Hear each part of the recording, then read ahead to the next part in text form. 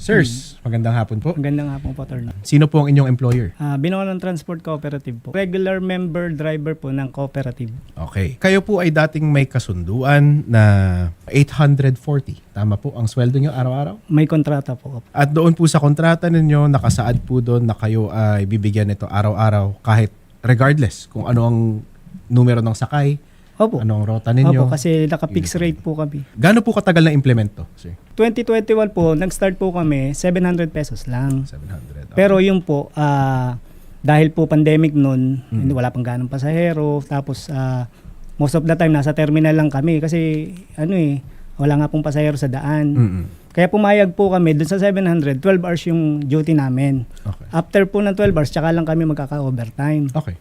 Dahil po sa pakisama sa cooperative, dahil kami rin ang po yung mga founding member, pumayag po kami na 700. Lumaong po ang taon, nakarecover po ang co-op dahil gumanda na ang biyahe, nag-normalize na yung transport. Na-increasean po kami ng paunti-unti kasama na po yung wage increase ng gobyerno. Na umabot nga po yan sa 840. Meron kami mga supporting documents dito, mga resolusyon na nagpapatunay na kami ay hindi basta 840 lang na dahil kami 10 hours, 840. Hindi po. Yan po yung na-accumulate na wage increase kaya umabot kami sa halagang 840. Paano namimili ng rota ang inyong kooperatiba, sir? Yung pong rota namin, matagal na po naming hawak. Kaya kasi dun sa modernization program po ng gobyerno na mag-consolidate yung mga ruta. Mga dati namin boss, naging member po ng kooperatiba, nag-consolidate po yung kanilang mga prangkisa. Kaya ang lumabas po, kooperatiba, dalawa lang po yung ruta namin. Isang Mega Mall Binangonan at saka isang Star Mall Binangonan. Okay. Yun po yung tinatraverse namin na ruta. Okay. Pagdating sa sweldo, paano po yun? Profit share ba yan ng buong kooperatiba o kayo ay binibigyan lang ng salary regardless kung ano ang kikitain ng kooperatiba? May fixed salary po kami. Fixed salary talaga. Pero meron din po kaming profit sharing. Pag every March, yung General Assembly po, doon po nagbibigay ng profit sharing. Okay. Kapag oras naman ng trabaho, may kalayaan ba kayong mamili kung anong oras kayo papasok? Wala po. Anong oras po ang pasok ninyo araw-araw? Depende po sa schedule mo. Kunwari, number 1 ka sa listahan, kailangan 3 a.m. nandun ka na. Ang isang hindi pa po maganda doon, kahit halimbawa nandun ka na, hindi mo pa time sumalang, halimbawa number 10 ka, nandun ka na, hindi ka pa pwedeng mag-in. Okay. Oh, unless nakasakay ka na dun sa unit mo, tsaka ka lang magta-time in. Sige, ang sinasabi nyo sa akin, sir, is pinapayagan kayo magtrabaho at kung hindi nyo pa oras, pipigilan kayo magtrabaho. May restrain na po sa oras namin. Hindi na po namin magamit yung personal na oras namin sa kalayaan po namin. Dahil may restrain na po dun sa terminal eh. Nag-aantay po kami ng salang namin eh. Pag tinawag ka na, sasalang ka na, at wala ka dun, di malalampasan ka naman.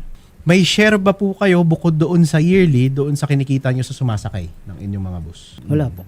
Wala. So, sweldo lang talaga. Sweldo po. Overtime po yung ganun. Kayo ba po ay tinuturing may-ari ng mga units na minamaneho ninyo? Katulad po namin mga regular driver at regular member, kami po ay part owner. Kasi may capital share po kami. Apo. Lahat po yung driver na may capital share. Kaya part owner po kami niyan. Pero hindi po kayo pwedeng ituring kasi na hindi basta part owner ka, hindi ka na pwedeng empleyado. Opo. Ganun po kasi yun, no? Pwedeng mag-exist parehas po eh. Diba? Na kahit part owner ka, by virtue of it being cooperative, empleyado ka pa rin naman. Opo. Sir Antonio Turno, magandang hapon po. Hello po. Yes. Magandang hapon po. Ang inyong drivers ay andito nagrereklamo sapagkat nabawasan po ang kanilang sweldo araw-araw, no? Mula 840 hanggang lumagpas ng 600 na lang po. Hindi po totoo yan na yung year 2020 po, nakamit po yan November 14, ang kanila pong sweldo ay 700 pesos ng 12 hours po. January 2022, nag-umpisa po, binigyan sila ng 50 pesos na nilalawans po. Total is 750 in 12 hours pa rin. So ito yung usapan nila. Yun po yung sa dating management kasi after kasi like government po ako naging manager dito. Kaya po nakabase ako dito sa nilang minute kung saan nagpapisa yung pasahod nila. Okay, so again, noong January 2022, bigay 20 pesos na nawan. So total now salary nila is 715 hours. Then pagdating po sa computation po na overtime attorney, may conflict po kasi supposedly, ang divisor 10, kapag i-divide nila ng 8, then isinama po nila yung 50 na allowance pag-compute ng overtime. So ang sinasabi nyo is ang daily payment nila hindi nagbabago.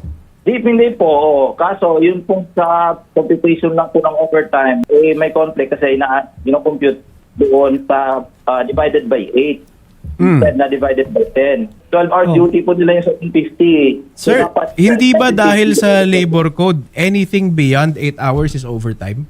Ganun nga po nangyari at attorney. Bali, excess doon sa 8 hours, overtime na po yun. Kaya nga po ang nag-decide ang DOD dyan na kunin na po talaga yung 8 hours. Kasi 12 hours po, wala naman pong standard sa DOLE na 12 hours or 10 hours. 8 hours po kasi talaga. So kaya kinuha nila yung 8 hours dyan.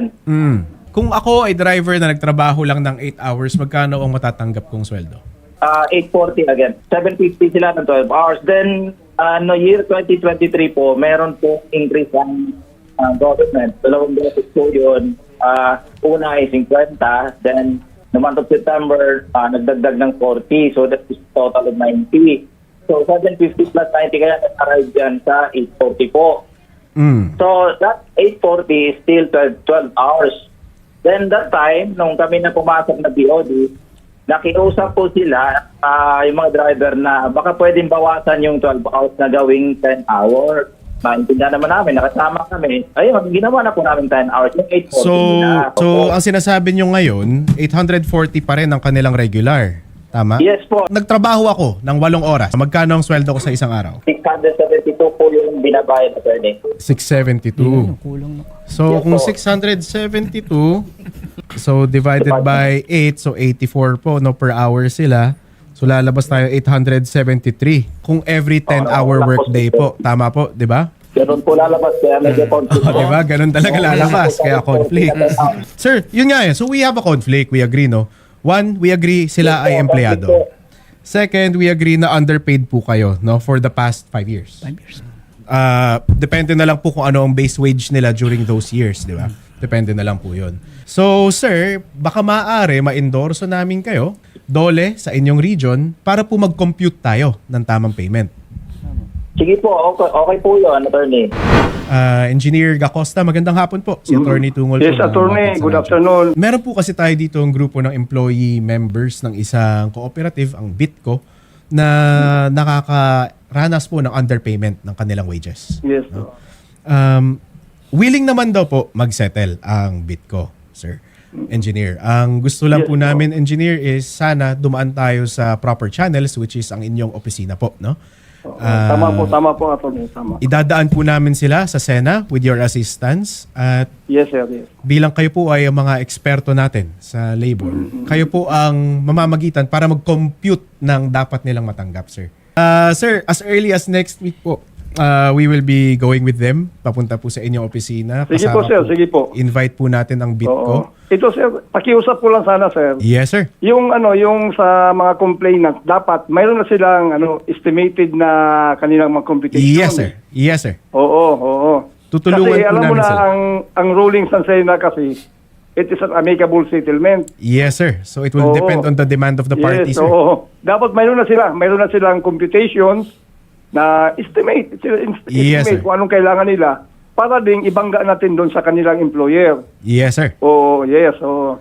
Para madali mapag-usapan at madali natin i-settle.